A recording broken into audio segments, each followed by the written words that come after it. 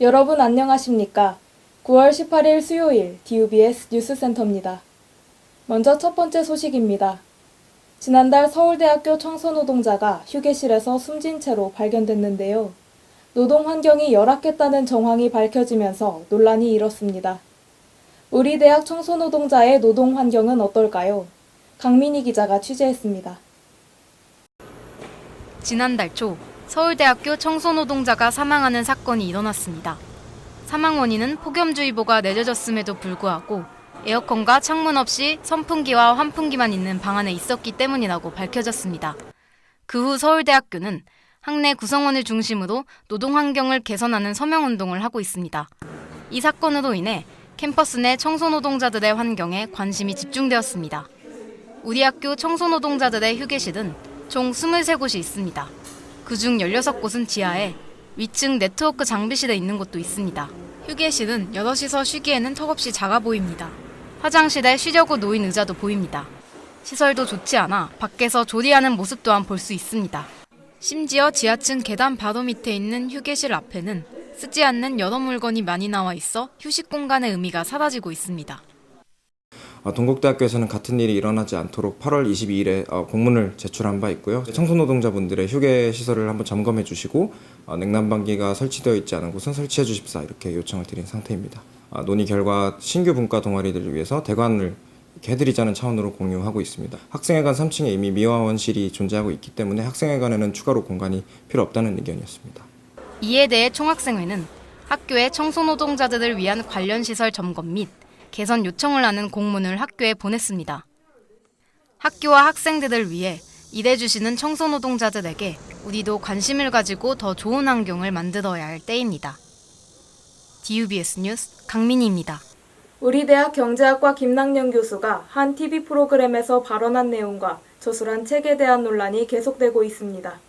이에 대한 학생들의 의견은 어떨까요? 김희정 기자가 보도합니다. 최근 본교의 경제학과 교수인 김낙연 교수의 발언과 그가 집필한 책이 학생들 사이에서 논란이 되고 있습니다. 김 교수는 TV 한 시사 프로그램에서 조선의 쌀을 일제가 수탈한 것일까, 조선이 일본으로 쌀을 수출한 것일까라고 발언했습니다. 또한 김 교수는 과거 반일종족주의라는 책을 공동 집필한 이력이 있다고 밝혀졌습니다. 이 책은 일제강점기 식량 수탈과 위안부 피해를 미화하고 독도를 한국 영토라고 볼 근거가 충분치 않다는 주장을 담았다는 비판이 많습니다. 영상을 시청한 학생들은 본교 온라인 커뮤니티인 에브리타임과 대나무숲에서 김 교수의 발언이 반민족주의적이라며 문제를 제기하였고 본교의 교수라는 점에 당혹감을 표출하였습니다. 그런 식민사관 자체는 좀 개인의 성향으로 치부될 수 없는 좀 중요한 사안이라고 생각하는데 저희 학교의 교수란 이름을 달고 나와서 이미 교수님이 말씀하신 그거에 대한 내용을 반박할 만한 그런 근거 같은 게 많이 나와 있는데 일제강점기 일본의 행위에 대한 김낙연 교수의 발언에 대해 본교 학생들의 문제 제기가 있는 만큼 이에 대한 교수 측의 입장 표명이 요구되는 때입니다.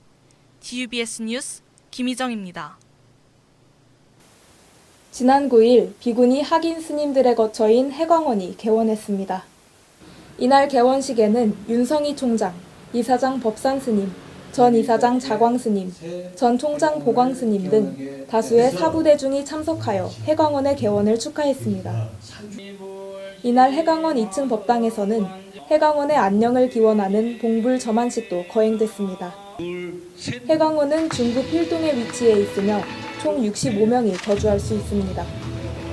가을 백상대동제 포린동국이 한창 진행 중입니다. 축제기획단은 18일과 19일 대운동장에서 다양한 중앙동아리와 초청가수의 무대가 펼쳐질 것이라고 예고했습니다. 서울 캠퍼스 전체에선 보물찾기와 스탬프 모으기 이벤트가 진행되는 등 볼거리와 즐길거리가 가득한 축제가 될 것이라고 전망됩니다.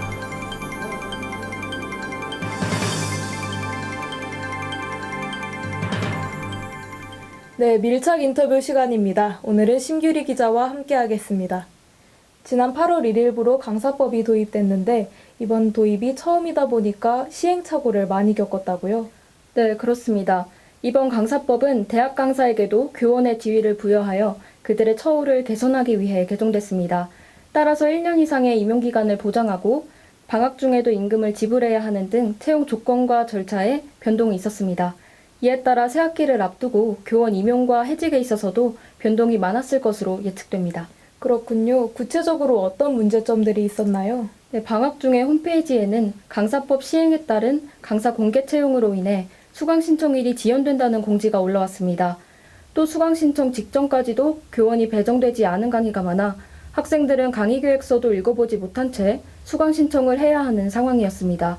수강 신청 후에도 문제는 계속됐는데요. 일례로 공과대학 일부 학과의 학문 기초 수업인 수치 해석 및 실습 강의를 들 수 있겠습니다. 같은 이유로 강사가 배정되지 못한 채로 수강 신청이 진행됐고 결국 개강이 얼마 남지 않은 시점에서 강의 시간을 옮겨야 하는 상황에 발생했습니다.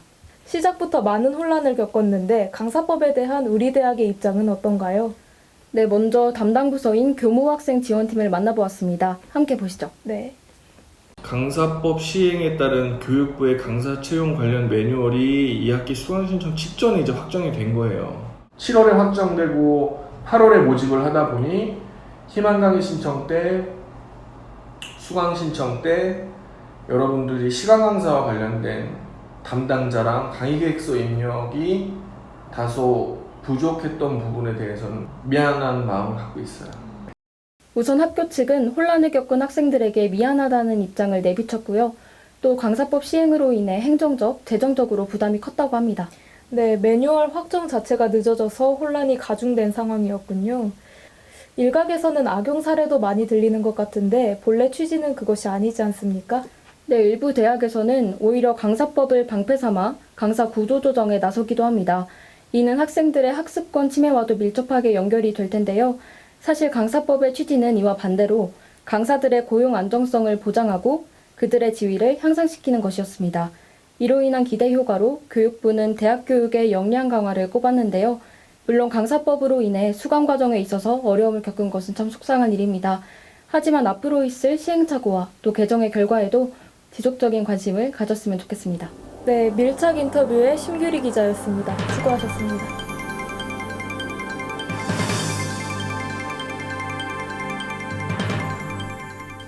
DUBS 뉴스센터, 오늘 저희가 준비한 소식은 여기까지입니다. 시청해주신 여러분 고맙습니다.